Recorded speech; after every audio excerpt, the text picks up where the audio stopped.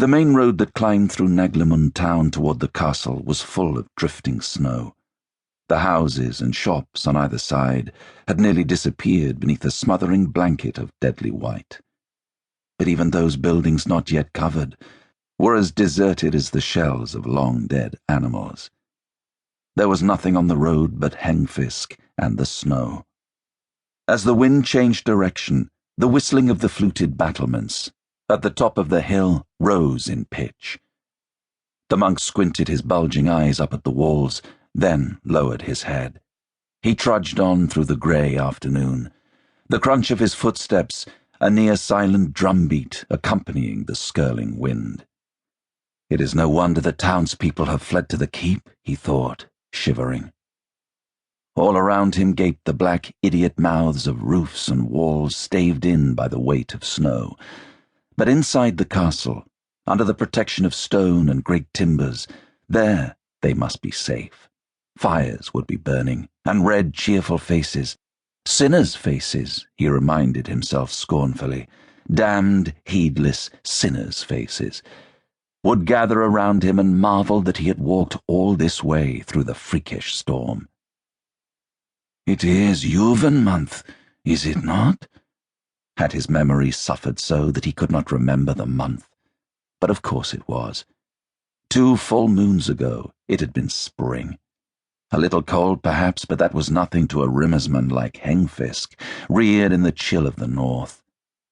No, that was the freakish thing, of course, that it should be so deadly cold, the ice and snow flying in Yuvan, the first month of summer. Hadn't Brother Langrian refused to leave the abbey, and after all Hengfisk had done to nurse him back to health? "It's more than foul weather, brother," Langrian had said.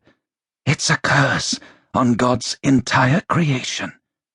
It's the day of weighing out, come in our lifetimes." That was well enough for Langrian. If he wanted to stay in the burned rack of St. Hodorun's abbey, eating berries and such from the forest. And how much fruit would there be anyway in such unseasonable cold? Then he could do as he pleased. Brother Hengfisk was no fool. Naglimund was the place to go. Old Bishop Anodis would welcome Hengfisk. The bishop would admire the monk's clever eye for what he had seen, the stories that Hengfisk could tell of what had happened at the abbey, the unseasonable weather. The Naglimunders would welcome him in, feed him, ask him questions, let him sit before their warm fire. "But they must know about the cold, mustn't they?" Hengfisk thought dully, as he pulled his ice-crackling robe closer about him. He was in the very shadow of the wall now. The white world he had known for so many days and weeks seemed to have come to an ending, a precipice that vanished into stony nothingness. "That is, they must know about the snow and all. That's why they've all left the town and moved into the keep. It's the damnable demon-cursed weather that's keeping the sentries off the walls, isn't it? Isn't it?" He stood and surveyed with mad interest the pile of snow-mantled rubbish that had been Naglimund's greater gate. The huge pillars and massive stones were charred black beneath the drifts. The hole in the sagging wall stood large enough to hold 20 Hengfisks, standing abreast, shoulder to bony, trembling shoulder. "Look how they've let things go.